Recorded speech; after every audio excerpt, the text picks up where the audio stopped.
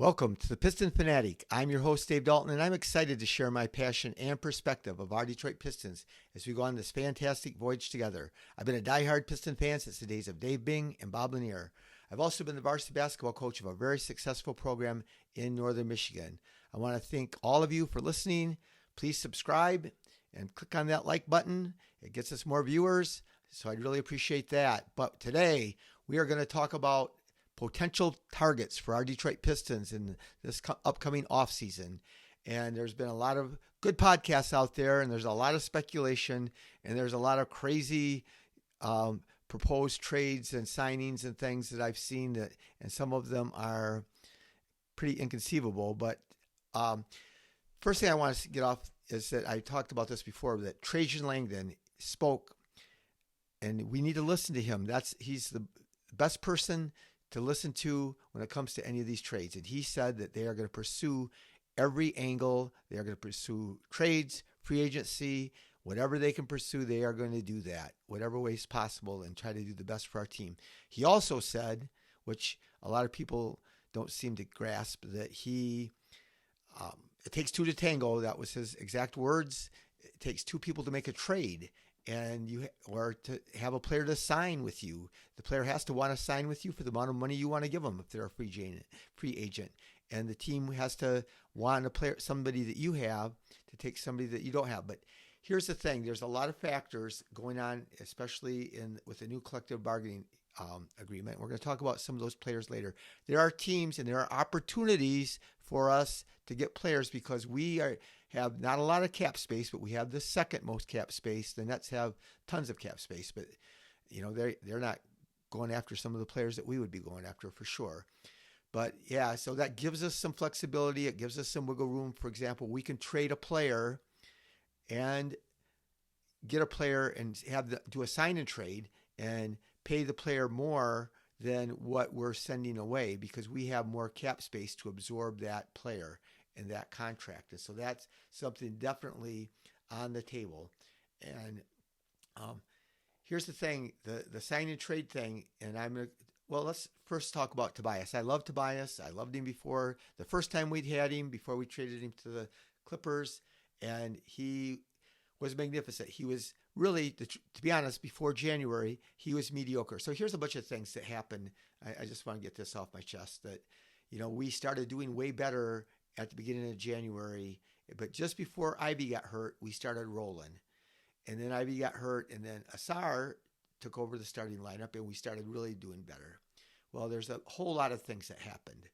And it wasn't just that it was partway that Asar is so good, and he started getting a lot more minutes, but it wasn't because Ivy was on a roll, and we were winning just before he got hurt. The other thing is Tobias Harris, Jalen Duren, both of them made monumental improvements since that time. So everything clicked. It was chemistry. It was all kinds of things. It was coaching. It was just that we'd been together longer.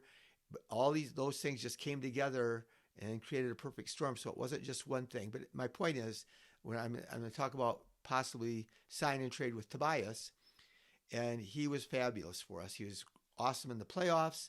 He was awesome from January on. And he's a great vet. He didn't give us three-point shooting like some people and like we thought he might. But, if we would have looked at his stats, he shot low volume and his percentage wasn't great. But he is a really good player. He rebounds. He defends. He is, like I said, he's one of the best leaders you could ask for, brought a lot of class to our team, and was a really great mentor for our players. And I also said we signed him for too much because, maybe he's even worth $26 million a year, but nobody else was wanting him for that. There was nobody else we were bidding against. So that was my only disappointment.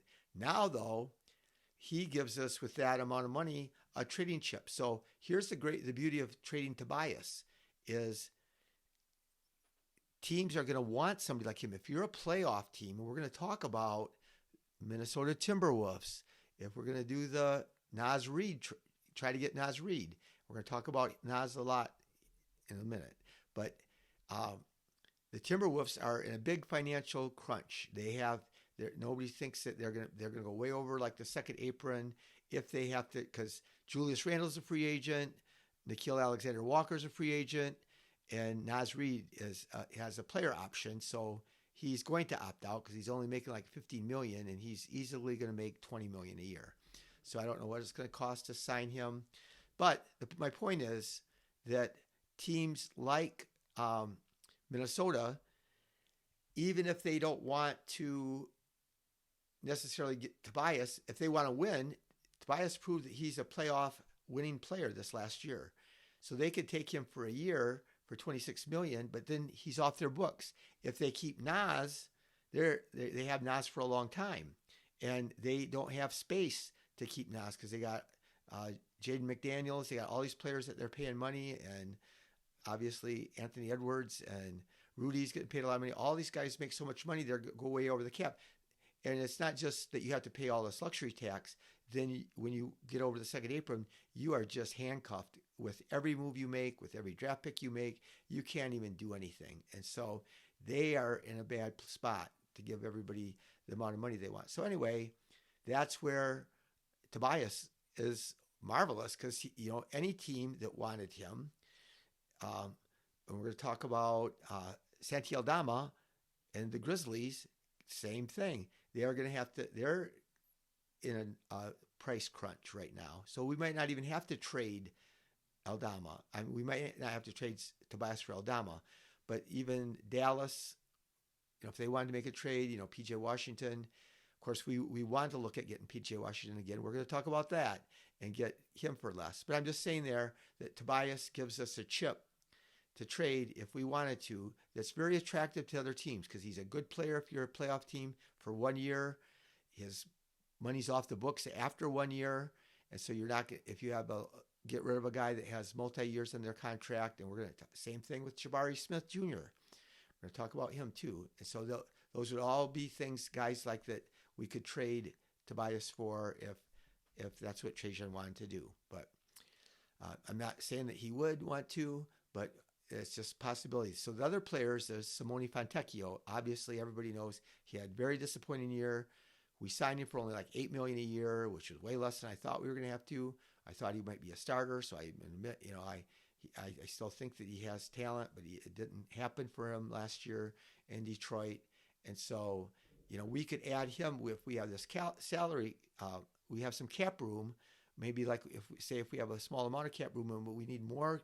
Maybe if we have $7 million cap space, and we trade him, Fontecchio, $8 million plus the $17 million. Well, that puts you up to $25 million. So I don't know how all of it works, but I'm not going to talk a lot. I've listened to a lot of podcasts about whether we're going to be under the cap team or over the cap team, and all the different ramifications for that. It's kind of blows your mind after a while. I can understand it, but I'm not going to go through it. But we have him.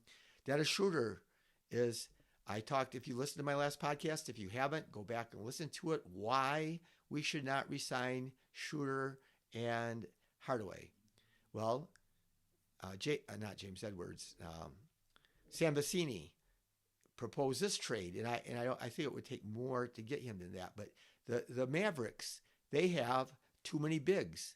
They have, they're going to be getting Cooper Flagg at power forward, and they're going to have Lively and Gafford, and so they're probably still going to try to get rid of PJ Washington and Daniel Gafford, but they still are loaded in the front court, and they're going to have obviously Anthony Davis, and he likes to play the power forward position, and so then that would mean Cooper would play the small forward, and that kind of gets PJ Washington out of it. So there's a player that a team that was going to want to unload somebody to get rid of a salary, plus when they don't have minutes for him, which is why I'm saying that we should get rid of Schroeder and Hardaway, because I'm not sure, and I don't think, and I talked extensively about this in my last podcast, that they're not going to be wanting that.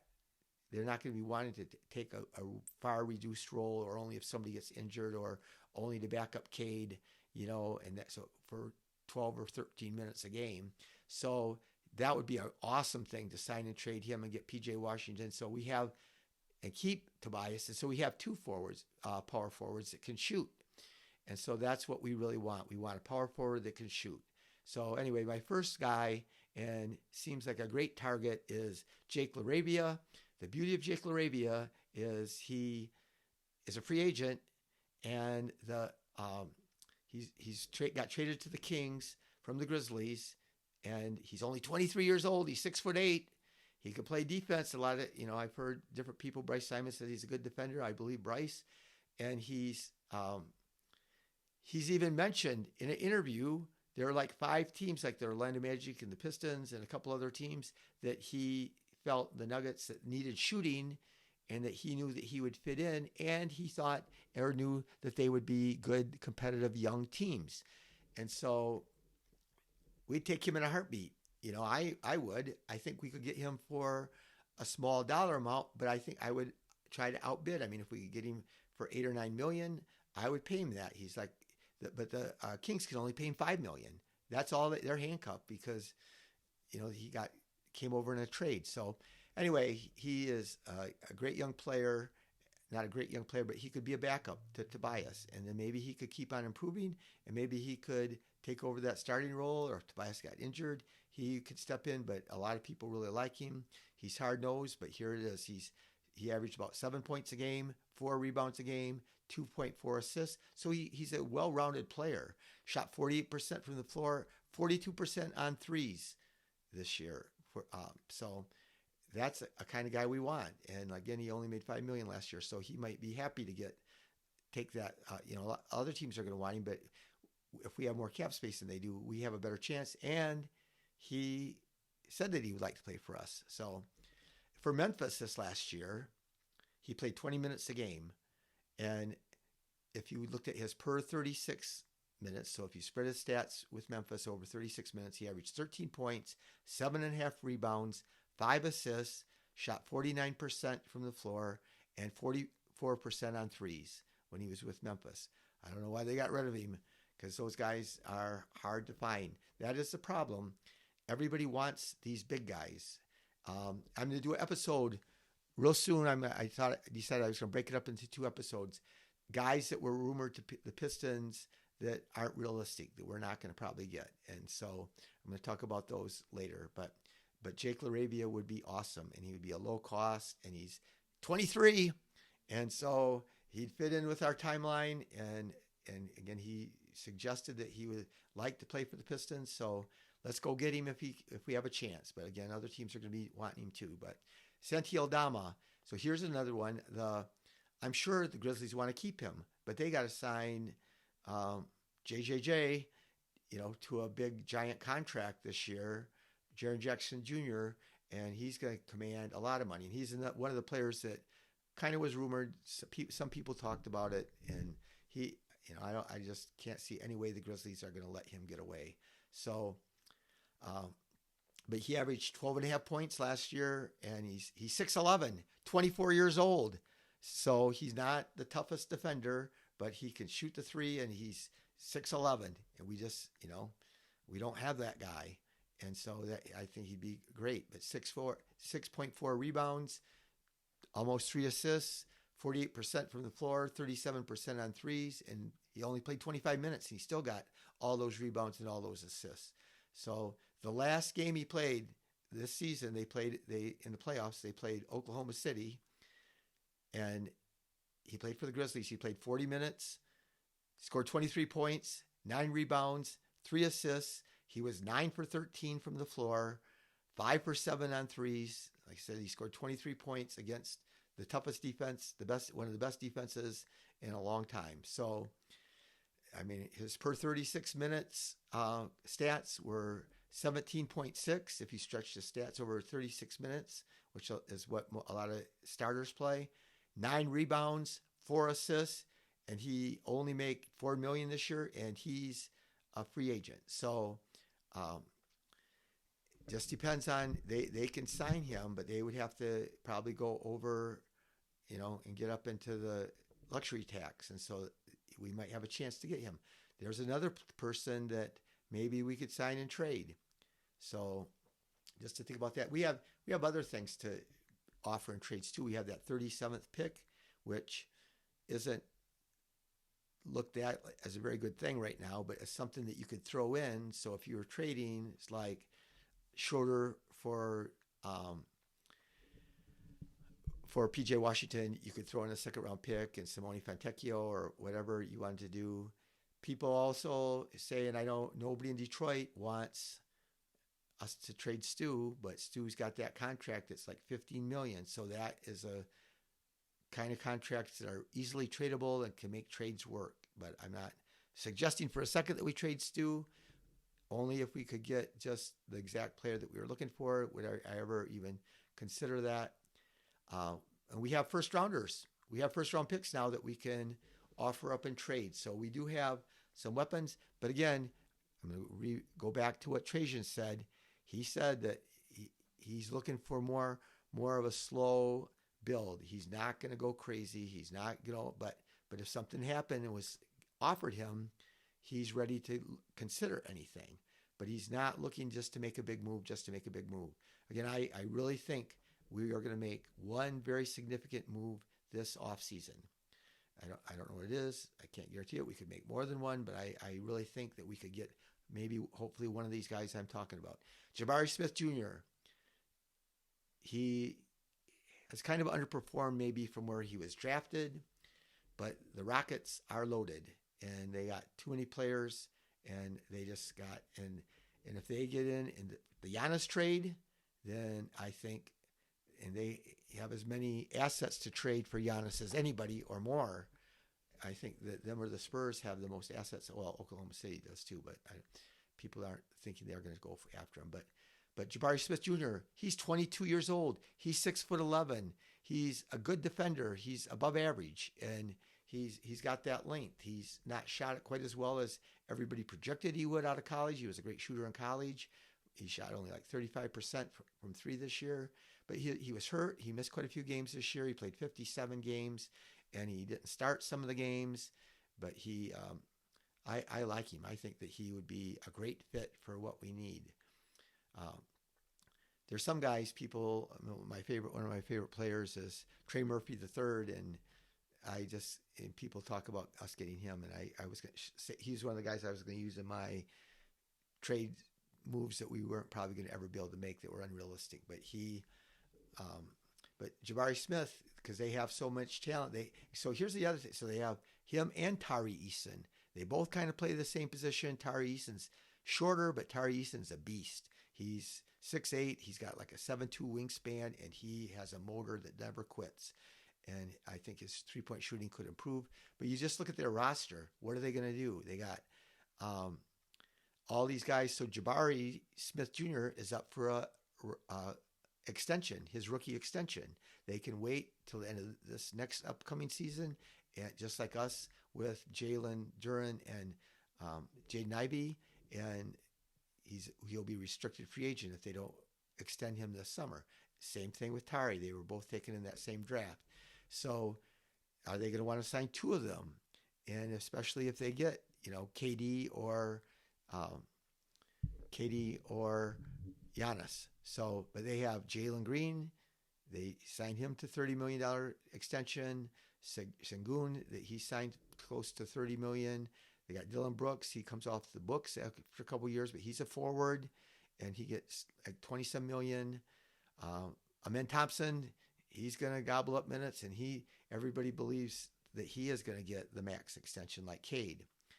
I think so too. And then they have Cam Whitmore, my guy, that there's not even minutes for him because they're just too loaded. When he's played, he's had some great stretches. Reed Shepard, they're going to have to pay him sometime. I mean, he's got longer on his rookie scale. But anyway, you see what I'm saying? Steven Adams, they just got all these guys. And you just can't, I think it would be wise for them to consolidate and make a trade. But I wouldn't mind I would love to have Tari Eason or Jabari Smith Jr. on our team. So PJ Washington, we mentioned him. He's a little bit older. He's 26. He'll be 27 in August, and he's only 6'7", but he can play up. He's played even small ball center for them, but he averaged 14.7 points last year, 7.8 rebounds, 2.3 assists, shot 45% from the floor, 38% on threes. And so he played 32 minutes a game. So he's going to make $14 million next year. And so, yeah, we could try to do that sign and trade. but they have, like I said, they have too much in the front court. They got Lively in the front court. They're going to have Cooper Flagg, and so it's just going to be a player so they could unload him and unload his salary when they know that he's not going to get meaningful minutes. So you wouldn't want to pay a guy as much as he would demand and not play him. So Naz Reid's the big one. People are all talking about Naz Reid. One thing I'll tell you, Piston fans, you know how much we love Stu. My feeling and from what I've heard, the Timberwolf fans love Naz the same way we love Stu, and that's an awful lot. So, but he is the prototypical guy, the 6'9" guy that, he's a big, strong guy. He played 80 games last year, 14 points. He's a good rebounder. He is a tough player. He was the sixth man of the year 2 years ago. He still was sixth man, but they play him at the 4 and the 5. But he shot 38% on threes, a big high volume of threes. He doesn't hesitate. He puts them up. He shot 78% on free throws. And he has a player option for $15 million. I think I mentioned that. But they got Julius Randle, who's up for a new contract. And like I said, and Nickeil Alexander-Walker. And then they're paying all those other guys. So he might be available. And then there's another possibility of a sign and trade with them because we can't pay Naz Reid since Cade got that big boost for making All NBA. We can't sign him, so we can't pay him over $20 million. We don't have over $20 million unless we made some other moves. So, yeah, I wasn't going to talk about. I was talking more about fours that we were looking at. If there was a guard I was wanting, it would be Nickeil Alexander-Walker. I love that type of player. He's like Naismith for the Pacers. I love Caruso for the plays for OKC. And so there's some of those guards that I just love that play defense like that. And he's a tough defender, 9.4 points a game, 3.2 assists, rebounds, 2.7 assists, shot 44% and 38% on threes. And we got to see him put threes up and play tough against Oklahoma City. But he's a great defender. And so you can never have too many great defenders. He got those stats. He only played 25 minutes a game. So, but if we keep him and we keep Ivy, then, I guess, then what are you going to do at the guard position? I guess you can. And I've talked this before. It's just like when we had Isaiah, Joe, and Vinny, you can play three guys and just have those three guys play all your guard minutes. And so we'll see, though. But anyway, it's an exciting time. But we're going to talk next episode. We're going to talk about guys I really don't think that we can get, guys like Bobby Portis or Lauri Markkanen or Karis LeVert or guys that we won't want. Bobby Portis. There's just some guys I don't think. Miles Turner, KD. And so we're going to talk about some of those guys. But the playoffs have been exciting. They've been crazy. I've watched the playoffs my whole life. I've never seen anything like this where teams are 20 points down and they come back and win. The Knicks did it to us.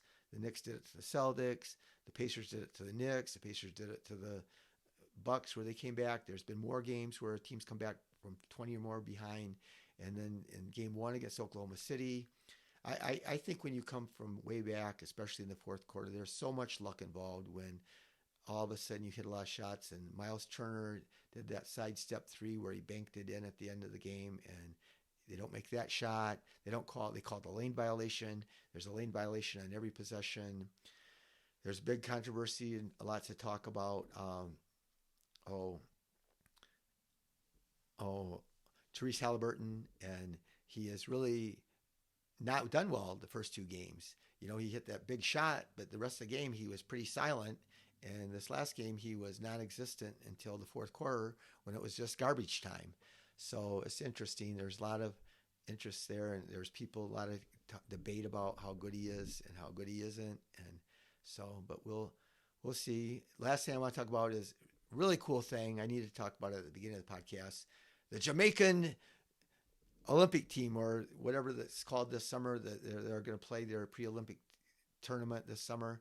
And the fact that Stu and Asar are going to play on the Jamaican team along with Amen Thompson and Scotty Barnes and some other guys. And that I'm going to watch that. If I get a chance, I'm going to do everything I can to watch that team play. I'd rather watch that team play than the U.S. team, but I do think Katie has a great chance of making the U.S. team. So all the big guns don't play on these when they're not non-Olympic years, when they have pre-Olympic stuff in the summer. So we'll see what happens. But anyway, thank you for listening. Like I said, I'm going to have an episode coming up going over the guys and some other topics, but the guys and why we don't want certain guys or why it's really inconceivable that we would get them. But thank you for listening.